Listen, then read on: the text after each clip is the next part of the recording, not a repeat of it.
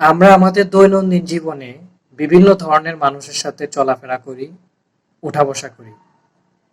তো একটু লক্ষ্য করলে দেখা যায় আমাদের আশেপাশে এমন কিছু মানুষ রয়েছে যে মানুষগুলো নিজেদেরকে অনেক বেশি জ্ঞানী মনে করে। তারা মনে করে যে তারা অন্যদের তুলনায় অনেক বেশি জ্ঞানের অধিকারী। তারা অন্যদের তুলনায় অনেক বেশি জানে। তো তারা অন্যদের কাছ থেকে অনেক সম্মান আশা করে।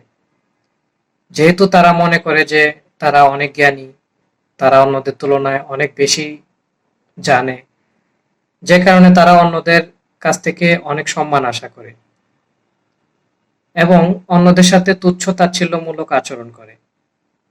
কারণ তাদের দৃষ্টিতে তারাই সবচেয়ে বেশি জ্ঞানী এবং তারাই সবচেয়ে বেশি জানে। তো যেহেতু অন্যরা কম জানে এবং অন্যদের জ্ঞান কম, তাই তাদের সাথে তারা তুচ্ছ তাচ্ছিল্যমূলক ব্যবহার করে।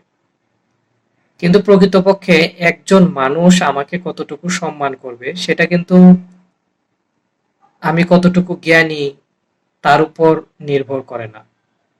একজন মানুষ আমাকে কতটুকু সম্মান করবে সেটা নির্ভর করে আমার আচার ব্যবহার কতটুকু ভালো, আমার চরিত্র কতটুকু ভালো, আমি মানুষের সাথে খারাপ ব্যবহার করি কিনা, এই বিষয়গুলোর উপর।